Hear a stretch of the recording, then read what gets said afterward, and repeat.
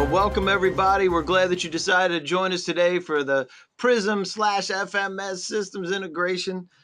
With me, as you can see, is Mr. John Doty. He's got his rock star picture here. He's the president, El Presidente of DTC Global. Say hey, John. Good morning, all. Good morning. And I'm rocking the Avengers Cup for today. This was given to me by my kids, so I had to use it. It's Captain America, so there you go. So there's that. We want to welcome everybody that's here today, folks, from the USDA Millennium Challenge Corporation. We have a new one that came in. It's actually from the 4/13th out of Hawaii. So really, that's really early for folks in Hawaii. So we're really glad that you made it. If you did make it, if not, well, then we'll make sure you get a copy of it, right, John? Yes, sir. But we want to welcome everybody here. Glad that you decided to join us. And there's folks that actually participated in the polls coming in. Natalie said, if the session from the FAA, if the session provides applicable processes needed for these contract vehicles, hopefully we can help connect the dots with that. And Donald from the Maritime Administration, we have multiple folks from the Maritime here today, so welcome. If it sped up the process, so he had a great comment. We'll talk about it in a few minutes. And Christopher, again, from the 4/13th, the information provided help that they could help him with his job, make it easier. Love that idea. Martina with the EPA, it provides practical examples of integrating PRISM and the various e-invoicing platforms. Whoa, that is heavy duty. I think maybe Martina, you're probably going to want to talk to John a little bit deeper about those various invoicing platforms. So we'll make sure that happens. Right, John? Absolutely. Anytime. Anytime. And Henry from Maritime, if it was fun, well, hopefully it's not going to be watching paint dry. You have an accounting system, which is about as fun as watching paint dry. You have invoicing systems that are slow and things like that. So hopefully we will make it a little bit funner than just sitting here and watching death by PowerPoint. So Curtis from FAA, if you keep it high and tight, love it. Shirley, if I can understand the impact of a Word documentation systems, how it applies to presidential memorandum. Love that. We will be reviewing some presidential memoranda in just a few moments. So we'll do some introductions, give you some briefing controls so that we can dialogue a little bit. Initiatives and regulations that are coming down, those presidential memoranda, we'll review those briefly, as well as take a look at what's happening with USDA, right, John? Because you guys know a little bit about USDA. I don't know, 17 years or some kind of history in working with PRISM and USDA, right? 17 years and counting. 17 years and counting. Gotta love it. Some of those key issues that you faced and other agencies face, because you do a lot of advising for other agencies as well.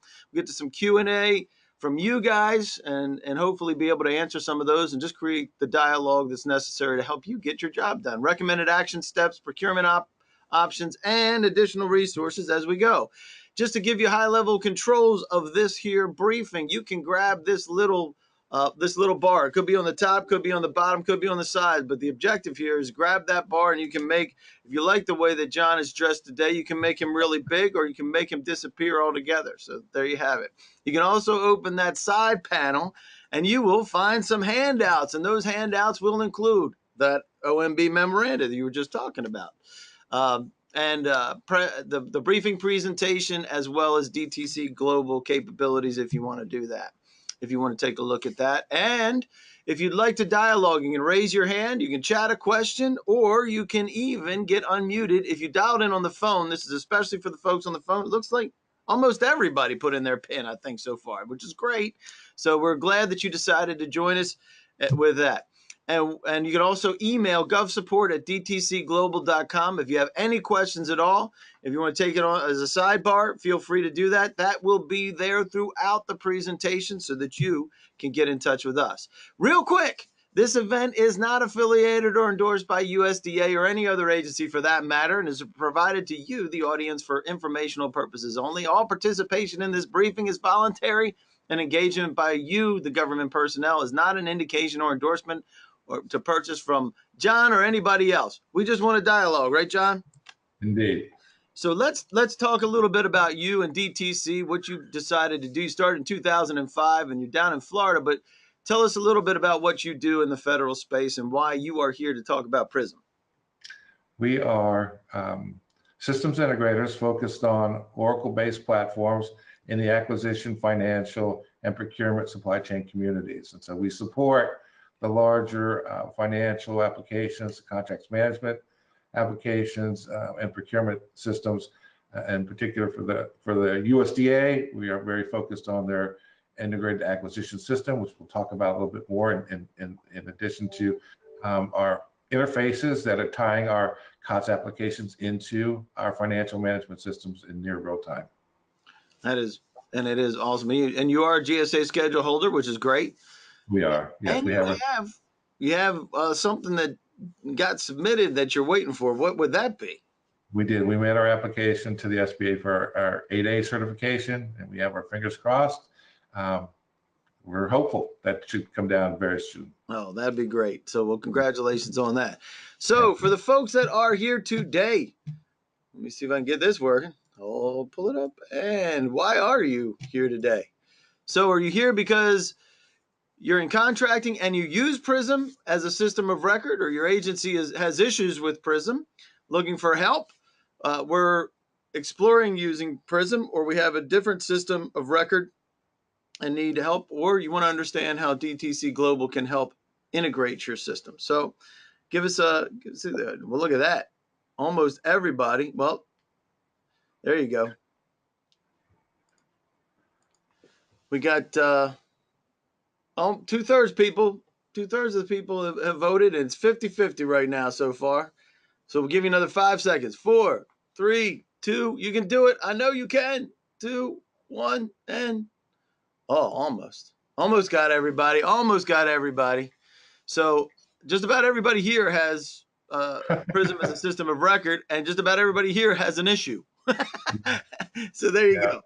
So we appreciate you doing that. So why are we really here, right? So most of the time, anytime we do these Gov Brief, the idea here is, for a lot of times things come down on our head in contracting, right? It just comes down on us. We don't even have any kind of clue as to why this is the case.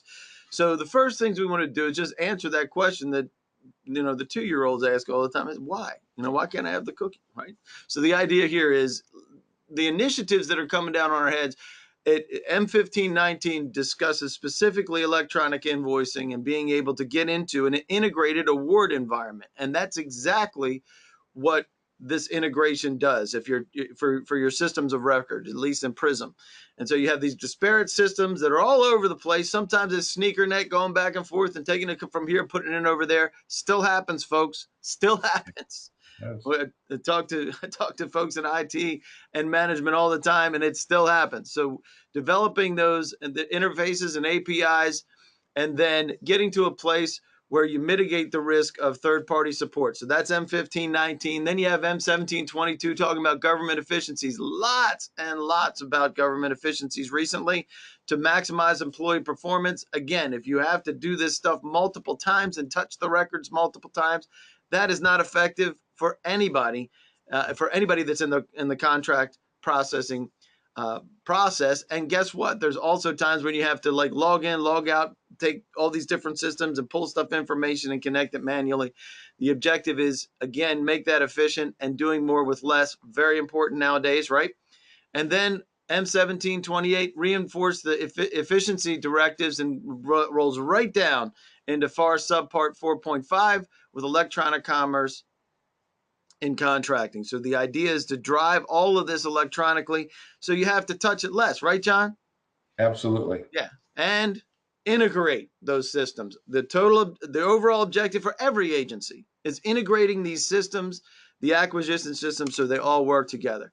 So the PRISM contract writing system, for most of you already know what this is, but for folks that may not know what this is, tell us what PRISM is, John.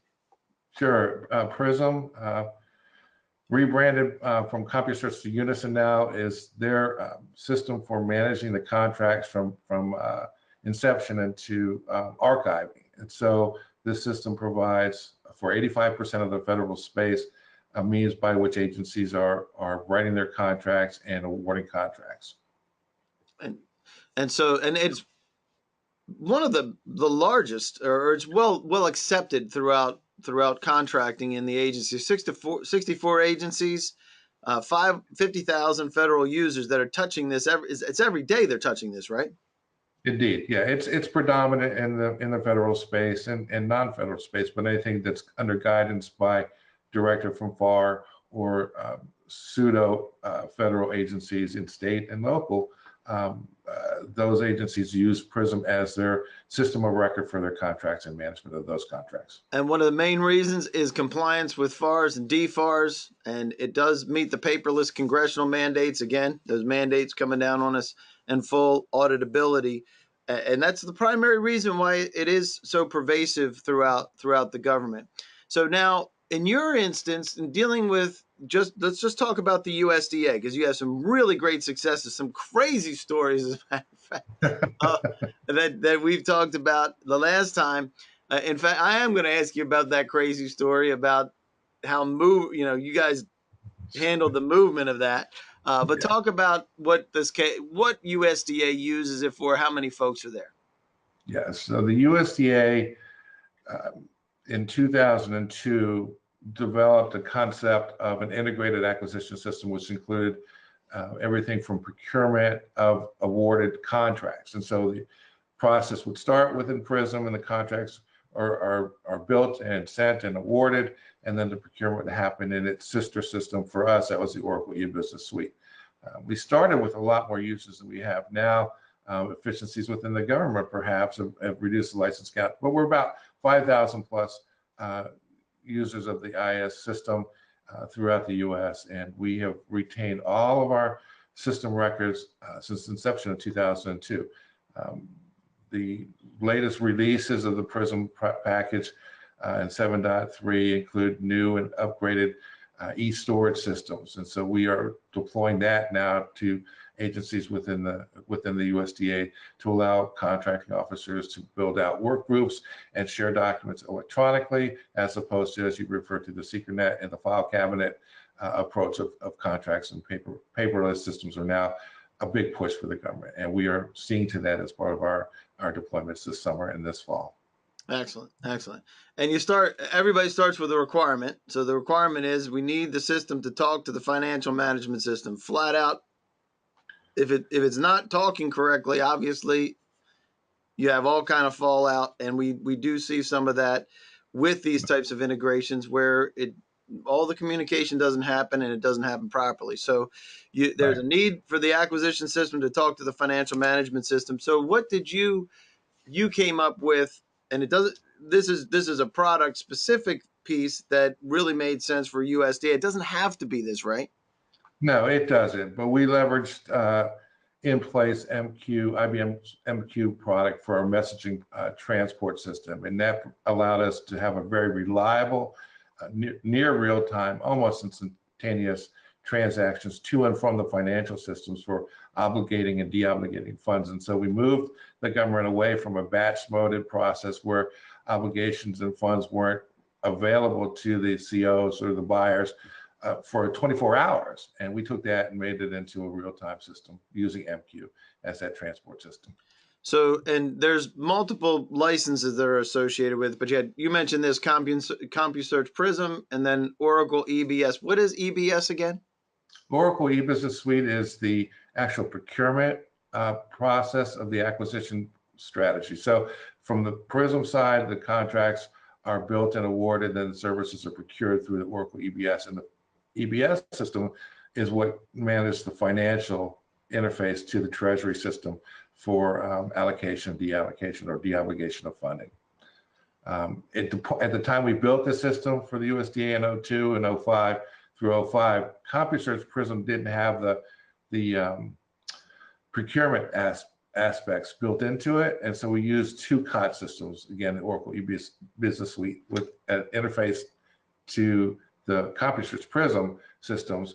CompuSearch is matured to the point where we are now in the process of removing the Oracle E-Business Suite and putting all the procurement activities into a single PRISM instance. And so it will be even more contained and even tighter controls and less issues with rounding and other things that have come up with these two systems that aren't exactly meant to talk to each other. We can overcome some of that, obviously, by throwing one of them out. We'll utilize the new features in the CompuSearch PRISM software. And then you have, ultimately, it also connects with SAP, which is yes, an enormous yeah. system, right? Yeah. So right, another third piece of the puzzle. We have to allow for those variances and deltas in their systems, and how those systems manage and control even rounding, decimal points, et cetera, et cetera. But those are all part of our integrated solution for the USDA. And you mentioned this, so messaging systems. So this is like this two systems talking to each other. Is that what that is? It is, and it doesn't have to be IBM MQ WebSphere, but I will tell you, since the inception of, we use that product, and even during Hurricane Katrina, where systems were up and down, and the financial system was actually underwater in New Orleans, we never lost a transaction, not a single one. The reliability of that product is pretty. It's incredibly robust. And again, after 17 years, we've never lost a single data transaction. But any type of web services, anything that can talk across an interface, we can build it in Java, we can build it in web services. There's all types of tools that can be used. The concept is the same. You have a source and you have a target, and you need something to transport that message and keep track of that message. And what about this keeping up with technology? Because you have multiple moving parts that are happening there when you're trying to keep up, isn't that right? It does, and it's a challenge, and a release from the PRISM software may not match exactly what we have with the SAP system, or support the data that's in the EBS system, and so we have to be on top of that to manage those interfaces to allow for those variances. But in addition to just the COT software, where we have to keep 3 different systems in sync, the technology on which it runs is always changing as well. I think we were very smart in picking the MQ product. As that technology evolves, we inherit those features, as opposed to taking a Java, old handwritten Java type application, and try to make those changes as those platforms would change. So it's not only the COTS systems, it's also the technology on which these systems run. That's right. Yeah, your fundamental operating systems as well. So, and I don't know any agency that doesn't have these as kind of like the core pieces of their challenges. So irrespective of what you're having talk to each other, and I'm looking back here at let me get my 54-year-old eyeball glasses here, talking about, who was it? It was Martina that was talking about learning more about invoicing processes and the practical implication of that. A lot about very specifics, and that was with the EPA, I do believe. Yeah, Martina's with the EPA. So the idea is EPA has a different set of challenges, but they probably operate in these between the messaging format, keeping up with the technology, maintenance, and the performance outages. Those are core to those different systems being able to talk with each other, right? And here's some of the things that you mentioned are data formats, rounding errors. What do these mean? Tell us what these are for the folks that aren't propeller heads like me. Well, so the procurement system may not have decimal places, or only has 2 decimal places for dollars, the standard decimal. But when you start doing value times quantity, decimal points become, you need more. And so the more sophisticated systems like the SAP system will allow for 5 decimal places. Well, Oracle says, oh, you know what, that's right, we need to increase our decimal points, but we're going to go to 10. And so there's this constant push-pull, I guess, between who's on top of or making adjustments. But as simple as 3 items and it splits out for $1 is, your decimal points. And you start inheriting rounding errors. So you start pushing that up to billions of dollars, where we support for the government at USDA. I mean, those decimal points start to really make a difference. And so you have to allow for that. You have to build that into your interface processing, so that we're aware of, and we capture these things as either anomalies or they're reported out to the buyers, so that they're aware of that. You just spent 33 1/3 cents on something because its decimal place isn't quite right. And so we're going to have to allow for that. You start having multiple line items, sub-plans in your purchasing. These things are numbered. Well, you delete the middle one, the target system knows about it, but or the source system knows about that. Now there's a missing line number. Well, those 4 lines that you had, now you have 3. What does that match to in your financial system? Which are those line numbers now? Yep. And so there's logic that you have to take into account to build out for those types of variances. Yep. And to your and sequencing errors, just having those things talk with each other. And ultimately what this does, and there's a couple folks here, and I will call up Donald with Maritime. Let me see if Donald's here. Hold on 1 second. Let's see if he made it in today. Yes, Donald is here. But let me see. Hey, Donald, you there? You're on the phone, right? Yes. Hey, Donald, you're with Maritime, right? Yes. Awesome. Well, welcome. First of all, thanks for being here. And you had a great comment coming in, and you said PRISM is counterintuitive software. So, what is it about PRISM that drives you a little bit off to your road rage side? What happens?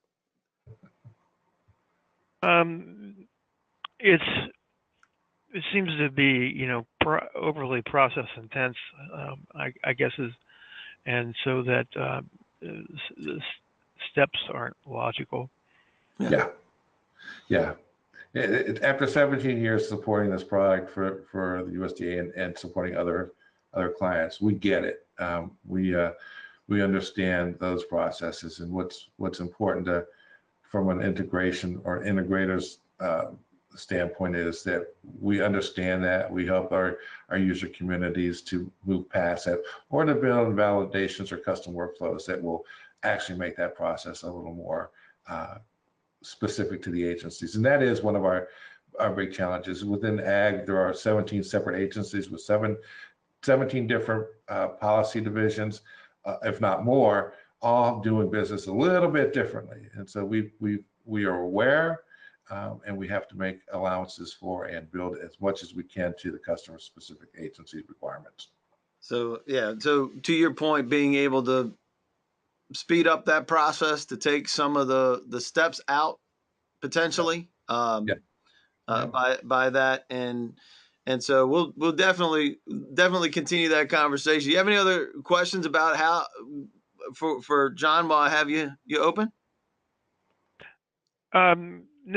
Not at this time, but I'm sure I'll come up with something. Oh, I'm sure you will. I love what you had to say, and I just I wanted to make sure you got a chance to talk with John. Appreciate that, Donald.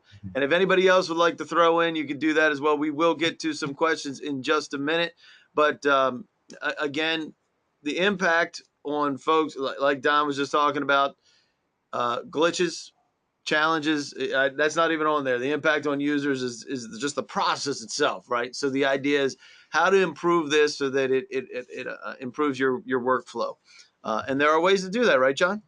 Absolutely, there are. So what is your biggest issue with PRISM? Is it speed? Is it interaction with the FMS system? Is it reporting inconsistencies, messaging, or something else? Please contact me. It's okay. You can choose whichever one you like, and we will we'll make sure we do that. But I know a lot of folks have it. You can choose as many as you want, as a matter of fact. But you can choose speed, interaction with FMS, recording inconsistency. You guys can vote. It's okay. And so to your point, I think everybody has issues potentially with that. And so let's do this. We'll make sure we get everybody in there. You got 60% voted so far. You can do it. I promise. It's not painful. And we'll give you another 5, 4, 3, 2, and any more. And that's it. So here we are. Let me pull this. Let's share these results. So sorry about that. There you go. Just about even with everybody with speed, interaction with FMS. There's a lot of issues out there, right? Right, John? You wouldn't be employed if there wasn't issues, right? Well, yeah. It's always a challenge. So there you have it. and these are very complex. I mean, the systems that you're talking about have emerged and evolved over the years and continue to evolve, and not always on parallel paths. So, any questions? You can pop over in that panel on the right hand side, and or you can raise your hand if you'd like to dialogue, like just we did with Donald. We could do that, and we'd love to hear what you have to say. I do know that we have a couple of questions. So one of the questions is, will the presentation be made available? Yes, actually, it's available right now. You can go and download it from the handouts, and it will be sent out after this as well as something that you can have for your keepsakes and, hanging on the wall and all those things. So you can do that. And then, so here's a question from Mark. I think it is Mark is asking the question about integrating with SAP. What are the challenges that you found with integrating with SAP? SAP is an ever changing environment and platform, and the simple fact that it's constantly moving, it is like hitting a moving target. And so our challenge is keeping up with what those specific updates are, how they would impact our messaging and transition or transactions between our procurement systems, acquisition system over to Treasury, which is where SAP is running. So SAP is the home for the Treasury system for the USDA. That's who we talk to for all matters of finance. So it's a moving target. That's one of our biggest. In our specific case, we have a great working relationship with the people that host the SAP platform, but something as simple as they just moved their data center is a challenge, right? And we're moving our data again. So you never moved a data center before. This is one of the best stories ever. Tell us about this story. You moved a data center with USDA more than once, by the way, but we'll leave that alone. Let's talk about the one experience that you had, because this is a great story. Yeah. So the short story is, in 2009, the federal government decided to move its data center from the OCIO based enterprise system hosting centers at Kansas City to the financial officers enterprise financial systems in New Orleans. And so, long story short, the highlight of the move was during the migration weekend, the production cutover weekend. The hosting centers had hired some folks to assist us in the movement of the data on the final weekend, to which I said, okay, fine, but I'm going to do this just in case this goes bad. And sure enough, the gentleman that had the physical tape of the data This is tape, guys. This is tape. Like rolls and spools of tape. Old tape, right? That's how old I am. Puts in his car, decides to go home, take a nap on his drive from the data center from St. Louis to Denver, and didn't wake up until after go live. So those tapes sat in his car at his house while, thank goodness, I call it Plan A, because Plan A actually worked. We actually threw the systems in treated as a DR and just did a failover, and that worked beautifully, and we came up on time and on schedule, and the government said, next time, John, we're just going to let you do it. And in fact, this time we're moving data sets again, and they said, we don't need to hire another contractor, you guys are just going to handle this. So they're moving it where? We're moving back from Denver back to Kansas City. Ladies and gentlemen, it never ends. It's awesome. So, and there's reasons for this, by the way. There's reasons for it, both from a practical standpoint, but it just you think about how not just the functionality of the systems that kind of continue to evolve, but the processes internally in the agencies start to evolve as well, and they're all working in different paths, and some of those are not working on the same paths at all, right? Absolutely not, and that is a challenge. And so to the specific on the question is, it's a moving target, and we have to be smart enough and in front of it enough to get out of the way of the bullet that's coming at the target, and figure out where that target really is, and adjust our systems on both sides of the house. And so a system on the a change on the SAP system requires not only changes to that platform, but also to the USDA's e-business suite and the PRISM applications. All right. So Wayne is asking, let me see if I can get this right. Can we take a look? Is there a list of the systems that you guys have at USDA? I don't know if that's something that's out there where you can take a look at all the systems that you're touching or involved in. You know, I don't know if there's any concern about confidentiality, but Yeah. you know, from the big picture systems, and I think this would be available out on any of the public sites like FPDS, NG. It's the Oracle e-business suite. We use that for our internal USDA internal financial management of all the contracts management that's happening in PRISM. We talk to FPDS NG, we talk to SAM.gov, we talk to the Internet Payment Platform for Treasury. That's a e-invoicing platform that was referred to earlier. So we're on top of that. And then obviously to the financial management system over at, that's our tied to Treasury. So Wayne, we'll probably, if there's anything in particular about your systems that you want to see how they line up.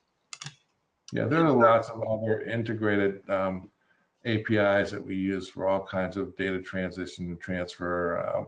We do a lot of, we build reporting warehouses. We use APIs to pull data in and out. We provide to different agencies based on their requests. So I'm happy to answer anything specific that they're looking for, but those are the big Yeah, we'll definitely connect those dots. A lot of folks have very specific type of circumstances, and this goes back. Every agency has their own initiative, right, John? I mean, and the interesting thing, I was just out in Chicago yesterday talking with GSA about a different project, and every agency looks at, there's, the 80-20 rule usually plays. The 80% kind of makes sense across the board, but then the 20% is where you really get in the nuances of agency mission and deliverables and how every agency feels like they have to have something customized in some sort, and that takes a COT system and turns it into a custom system, right? That's what happens. Yep. But again, paperless contracting end to end, these are initiatives. Most agencies are facing these to try to find the COTS system so that you don't. In GSA just the other day, we were involved in that, right, John? With the with the entire procurement system, we're talking about that, and the idea is they want to change their internal processes to match what the COTS system does. And I'm like, wow, I know that's not going to fly with somebody, but we'll let them deal with those. But the COTS systems, you have to have the highly reliable messaging so that everything works, and you cannot lose those transactions. And you did exactly that, and you have an integrated acquisition system, which is the goal. Yep. Right.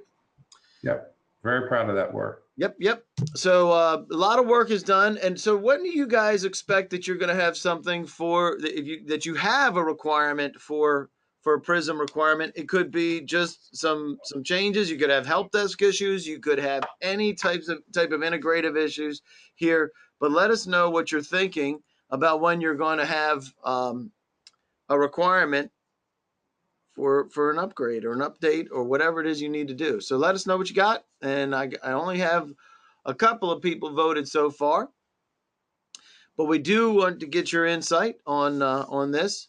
So we'll give you another 10 seconds, and then we'll talk about some of the procurement options that you have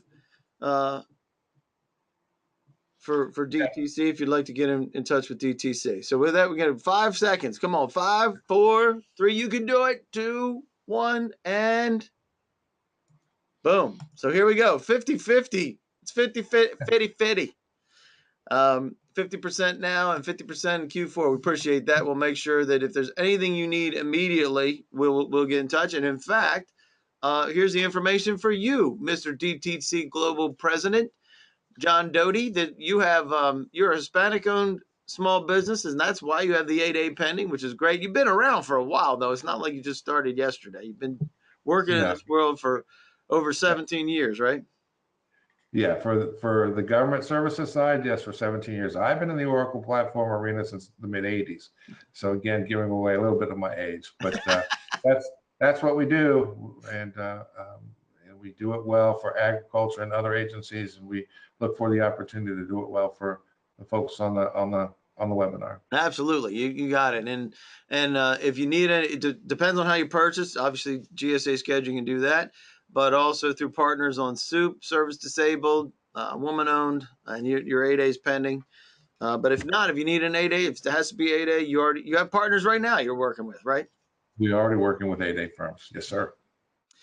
So we appreciate that. If you need any information, you can reach out to us and we'll give you your contact information. You will get a recap email next week, which will have the memoranda, the briefing presentation, as well as capabilities, any other additional questions and answers that are good to publish with everybody, as well as a link to a video, because you can watch this over and over and over again. I know it is like super like Emmy, Oscar award material here.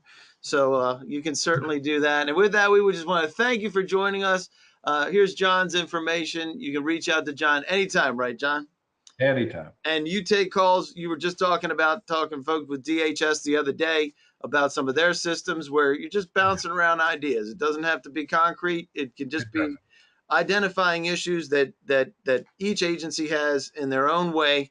And you'll be glad to talk with them. So we really appreciate your insight. I really and love what you do over USDA. It is good stuff. It is. Thank you, sir. So, and with that, you can reach out to us anytime.